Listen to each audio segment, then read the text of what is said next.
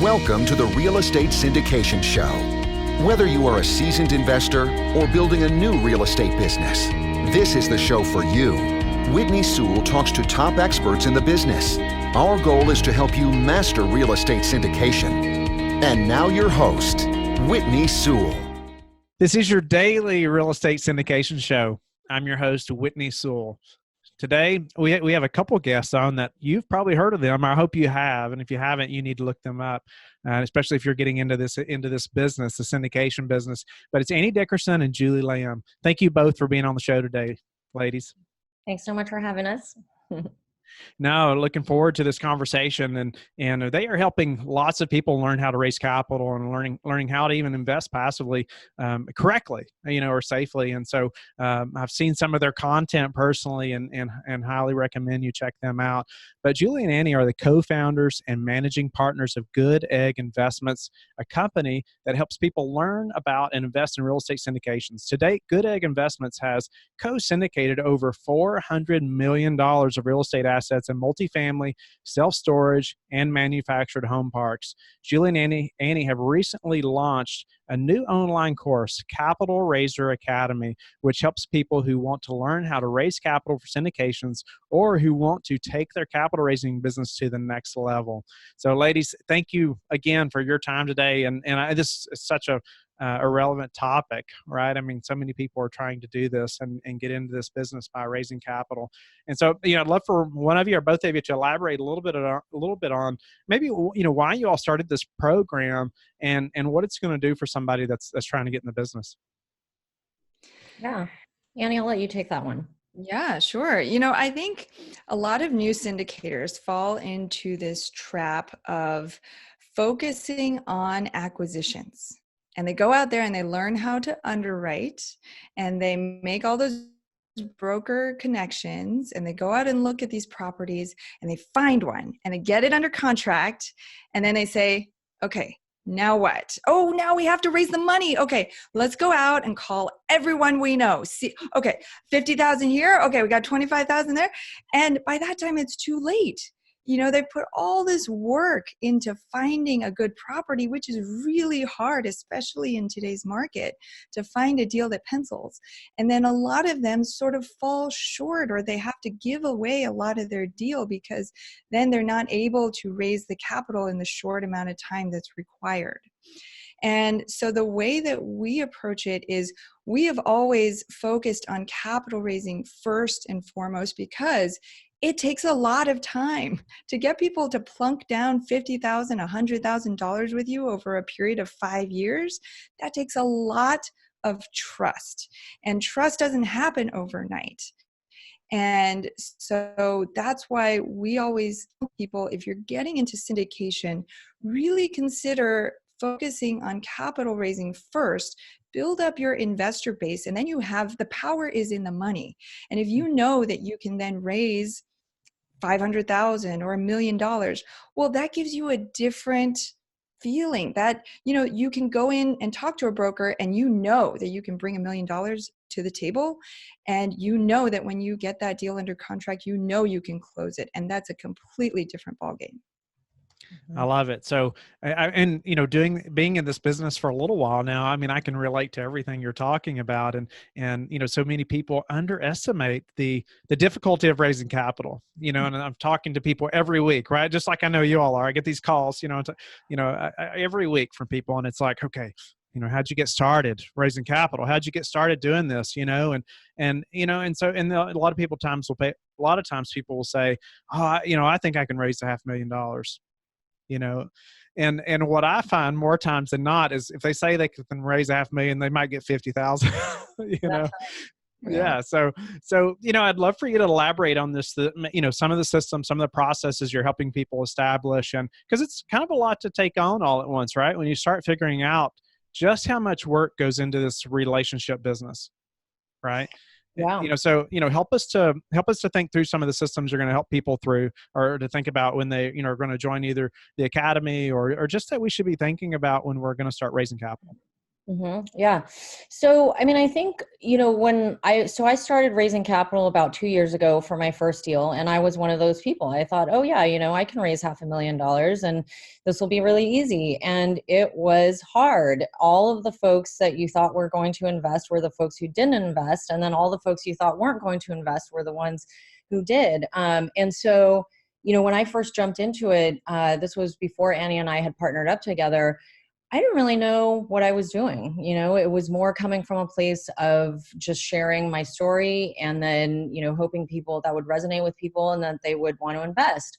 So I did my first deal, did my second deal. And by the time I got to my third deal, I started to understand that there were certain things that I needed to have in place systems wise, because I was spending a ton of time just even trying to get somebody on my calendar only for them to not show up for the call, right? So in the academy, it basically takes everything that we've done over the last 2 years together with Annie and then on my own, all of the trial and error, all of the things that we've kind of said, okay, this works, this doesn't work. I wake up now, people are on my calendar, I don't do anything. And when I do talk to them, they are primed and ready to go. So everything that we teach in the academy is how do we get an investor onto our calendar and get them to invest in a deal with as much information as possible before they even get to the point of having a conversation with you, so that it decreases the amount of simple questions that can otherwise be answered through, videos and tutorials and blog posts and things like that. So the academy is really going to take you from a place of maybe you've already raised some capital, maybe you haven't. And we're going to basically, open up our entire business, which is something that I feel like so many people have asked us about on, hey, I want to talk to you about your business. How are you doing this? How are you doing that? What systems have worked? What hasn't worked? How are you guys doing this? And so we just open everything up. We share all of the applications that we use that allows us to get an investor from, an investor lead to getting them onto our calendar to getting them to fund. What is that funnel? What does that funnel look like? What does that process look like? So we teach you all of the systems. We will actually write blog posts for you. I think this is a huge value. Before I partnered up with Annie, one of the big problems that I had was not wanting to write blog posts. I'd sit there in front of my computer, with my head down thinking, okay, what can I talk about today? How can I talk about it in a way that's engaging and a way that's going to basically persuade and sell? So that's another aspect of it, is that we're doing done for you blog posts. You get Annie and I on the phone. So that's a huge thing. When I was first going through this, I didn't have anyone to talk about capital raising with. I mean, over time, we made connections, but that's the other big piece of this, is that there's going to be a mastermind element. So, getting to be around other people who want to do what you do or who are already doing what you do. We already have people in the program right now who have raised $1 million or more, and they just want to accelerate that. So now imagine if you're someone who's a newbie and you're getting to mastermind with somebody who's already raised $1 million, that in and of itself is a huge value. So I don't know, those are kind of like some of the highlights. Annie, is there anything else that you think we should add that we're going to cover there? Yeah, I wanted to add that, I think one of the big differentiators between Capital Raiser Academy and some of the other syndication courses out there is that when Julie says we really open up our business, we open it up word for word. We will give you the exact emails that we send out to our investors so that people can just copy and paste if they want, or they can modify it however they want to then send out to their investors. We'll give you the exact funnels that we use, the questions that we ask every investor, that when we talk to them, every single little thing, and they really are little things, right? But when you add them together, that's what makes the business. And so I think a lot of these other syndication courses are more high level. They'll teach you the theory behind it. They'll tell you the process, but then it's up to you to go figure out, okay, Do I use MailChimp or do I use ActiveCampaign? When I open up that email, what do I say? How many emails do I send? When do I send the emails? How long should they be? Well, we've already figured that out because, like Julie said, we've had a lot of trial and error. We've been very fortunate to be able to do almost 20 deals in just 1 year. And so with every deal, we get to try something new and see what works and what doesn't work. And we've figured out a system that really does work. And that's what we will be giving the people in the course. Nice. So it's a lot to take on. And when you're thinking about, oh, wait a minute, Julie, how did you get people just on your calendar? I mean, like, you didn't have to talk to them yet, right? And they're already like on your calendar, and and then you talked about priming them. So I'd love for y'all to elaborate a little bit. Give us a few tips. Maybe you can share one or two things. I'm not asking you to share your whole everything, the whole company on the podcast, but give us a few things, of like that's helped you to get investors on your calendar without ever talking to them. What's important there?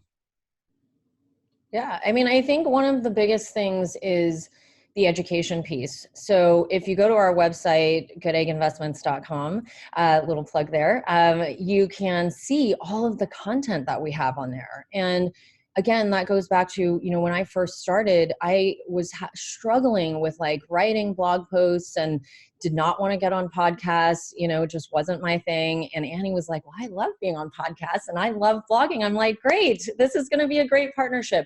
But I knew that in my business of capital raising prior to meeting Annie, that there was a need for that, because I was spending hours sometime on the phone with someone just talking about what is a cap rate. And that's so irrelevant. Why is that irrelevant, right? Like, you need to understand these kinds of things. And so educating them through videos and blog posts before they even get to a call with you is huge. That's one thing. I would say another thing is getting on podcasts. So if you can get on podcasts and you can start talking about what you do, I would say that's another huge value add, because then you're actually getting to know people while you're sleeping, right? So we've been on, I don't even know, a ton of podcasts at this point. And it was very interesting because as we started getting onto more podcasts, when I would hop on the phone with people, what used to take me an hour and a half now takes me 15, 20 minutes, because all of their questions have been answered through blog posts and videos. The relationship was built already. They feel like they almost know me, which was a little bit unusual for me when I first jumped on the phone with people. They're like, oh, I remember that one story about something. I was like, oh, did I share that part of my story? So it really builds that trust. Like Annie said, it's about that trust element. How do you, no one's just going to hand over $50,000 if they don't know you. So what are different ways that people can get to know you? And I think, talking in blog posts, talking on a video, getting on podcasts are excellent ways to, build that trust with people before they even, hop on a call with you. And so by the time they're talking to you, I have some folks who are already, they're like, I'm ready. And I'm like, well, I need to know more about you. Like, this is what the purpose of the call is about. You know a lot about me, which is the goal, but I need to now learn more about you, which is perfect, because now on the call, we can spend the whole time talking about them and what their goals are, which is how the investor calls should go, right? So it shouldn't be an opportunity for you to just talk about yourself, right? It should be the opportunity for you to get to know them. So I don't know, those are a couple of things. Annie, is there anything else that I might have missed there? I can relate to that personally. Is that, a couple calls recently, I've had investors, like, we get to the end of the call and they're like, well, I didn't let you talk at all. And then one of them said, well, but that's okay. I feel like I already know you anyway. Right. And so I agree completely about the educational component. But, okay, so the listener, a lot of them are not ready to be interviewed on a podcast, right? Yeah. They're too nervous about that. But what are some ways that they can educate their group of people that they know, or at least to get that started, maybe at a much more elementary level even, but something to help them get started, at least get this ball rolling, right? They're not ready to be interviewed, but how can they educate their people, without being interviewed? Yeah, I'm so glad you asked, because that's what I was going to add is, first, you have to know who those people are. And I think so many people skip over this step. They just think, well, anybody who has money, that's my target audience. Well, no, you have to think about who within that group you're trying to focus on. And so, for example, with us, if you go to our website, you look at our blog posts, it's written in a very basic language so that anybody can understand. And there's lots of, photos of family and flowers and very organic things. And that's the feel that we wanted to create, because our target market are working moms. We wanted to help them get into real estate to create passive income for their families. Mm-hmm. And so, an engineer, a high-level engineer who's very busy might look at our website and say, this is not for me. And that's fine. That is 100% fine. And I think that's the first step, is figure out who you're trying to help, and then think about those people, right? When we think about working moms, we're thinking, okay, they're busy, they're thinking about their families, and they don't have a good command over their finances. So that's where they are. So let's think then about, okay, what do they need to get from where they are to being able to invest in a syndication? Okay, so they probably need to know what an accredited investor is. Okay, let's write something about that. They probably don't even know what syndications are. It's a big word. Let's define that for them in language that they can understand. And let's connect real estate investing to the goals that they have for their life and their family. So once you have that person in mind, you can start to think about all the things that person needs to get from where they are to being able to invest with you. Yeah, and one thing I want to add to that I think that's super important, but I think like to follow through all the way to the end of your question, I think a good way for people to start off is to figure out your target market, right? Just like Annie said, and then find small ways in maybe some Facebook groups to add some value. So that was when I was getting started. That was the first way that I got started. I didn't blog, I didn't video, I didn't podcast, I didn't do any of that. And I just went into a Facebook group for mothers, and someone would ask, a mom would ask something about, I'm looking at going back to work. I just had a baby 3 months ago. I don't want to go back to work. I'm looking at alternative opportunities out there. And I would just chime in, and I would just spend a minute or two and write a one-liner about my experience as a working mom commuting 2 hours a day and not wanting to go back to work and all of that, and the answers that I found and the solutions that I found through passive investing. And then my Facebook, Messenger inbox would blow up, and people would want to know more about that. So I think that's a very easy, quick, small way that you can add value to somebody's life and put yourself a little bit up on on a place where you are perceived as an expert without having to spend 2 hours writing a blog post. So I think that's another good way too. I think it's important there to say too, like you were in a group that was not real estate focused. Right? Like you were adding value, but in a group you can relate to, like obviously other moms or whatever the group was, but it wasn't real estate maybe specific. Right. And I think that's why it's important what Annie had said, that you need to figure out who your target market is, right? For me, that's, and that was my problem. I was this working mom, and I had, 3 kids and still do.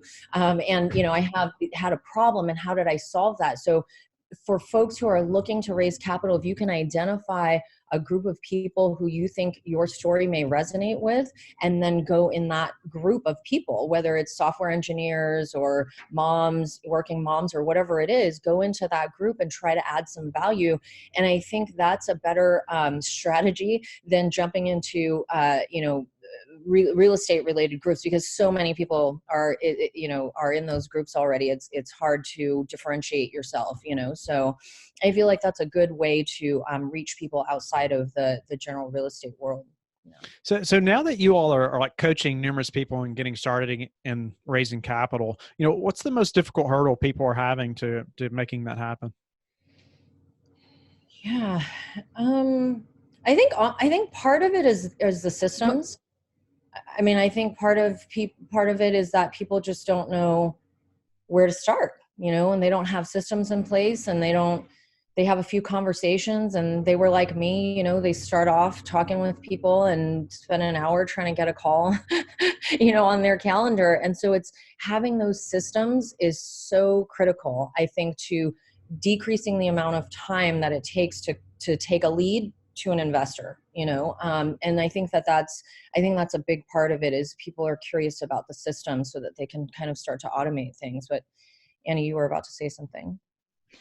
I think a lot of people don't know what to talk to people about. They think, well, I have to have a deal under contract before I then talk about that deal with people. And that's just not true. There's lots of things you can share to really get people on that path with you, even if you don't have a deal under contract. Even if you're out there and you find nothing, there's still ways that you can bring people on board with you and prime them so that if and when that you do get that deal under contract, those people are there and ready to invest with you. Nice. Yeah. So I'm going to take a little bit of turn here and ask, just have a few other questions before we run out of time. I'd just love to get your all's opinion just in this industry. So what's been the, maybe personally, maybe one of you take it. What's been the hardest part of this capital raising or syndication process for you? I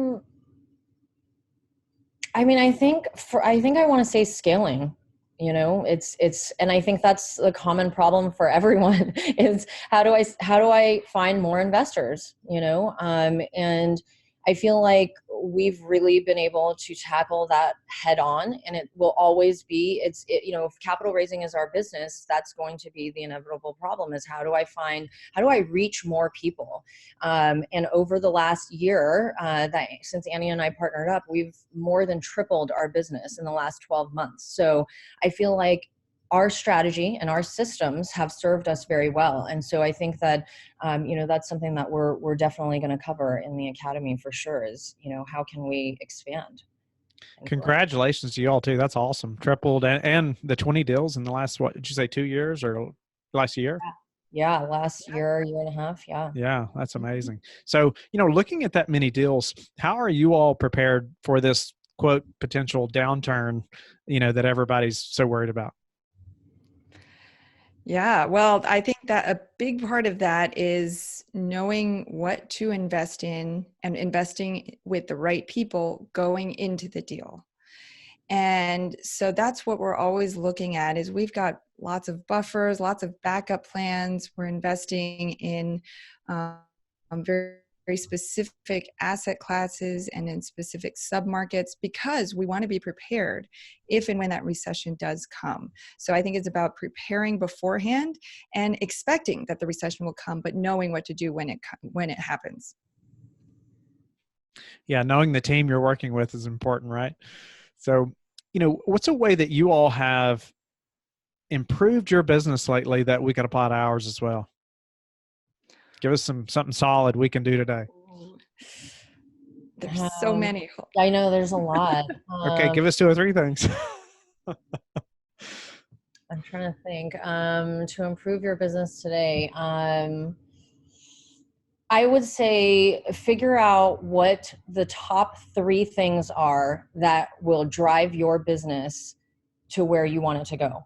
Because I think that's part of the problem too, is we get so overwhelmed with, oh my gosh, I got, this to do and that to do. I got to call this person back, that person back. But I think if you can narrow down the top 3 things that are going to really move the needle for your business and focus on that for the next 30 days, you will see far more results than you would if you tackled the 50 different things that were on your list in the next week. I think, and that's the way we really run our business, is we really think about what are the top things that we need to focus on now, today, not, down the road 2 weeks or 5 months, but what are the things we can really move the needle in our business with by doing those top 2 or 3 things today. And that, I think, has really served us very well. So. No, I can relate to that. If you see the whole picture, you kind of get overwhelmed. Yeah. Right. And you kind of just stall and get nothing done. But, I'd love to get your all's take. I ask almost every operator that I have on the show, like your best advice for caring for investors. Maybe you have 1 or 2 things that's like, this is how we stand out. This is why our investors love us. Annie, what would that be? Julie, you want to take that one? You're close to the investors day in and day out. Yeah. Yeah. I think, this is when I talk with investors, the one thing that I always say that separates us and that makes us different is that we pride ourselves in taking so much of our energy and our time and our focus in our business to really make sure that investors are well educated when they get into investing with us. And that can mean by making sure that we put out a lot of content. It can mean that every single email that's sent to me or Annie gets responded to. It means that when I hop on a call with an investor, I always let them know every time we finish up a call, if you think you ever have any more questions at any point, do not hesitate to call me. If you see a deal and it looks interesting to you, but there's a slight bit of hesitation to put in that soft reserve, hit that reply button and say, hey, Julie, I have 10 questions. Send them an email, or we can always set up another call. So it's almost like a kind of like a concierge service, I feel like, where, we really pride ourselves in making sure that we hold our investors' hand and no one gets sort of like left behind, so to speak. I know when I first got into the syndication space, especially as a woman, I would reach out to so many different syndicators, and folks would send me deals, and I'd email them a question about something, maybe a couple of questions, wouldn't get an answer, but then 3 days later would get a follow-up email and say, hey, just wanted to follow up with you and see if you're ready to invest in the deal. And obviously I wouldn't reply. Yeah, exactly. Delete, until I did find operators who treated me the way that we now treat our investors, right? And who took my questions, seriously, took the time to respond to every single question line by line by line.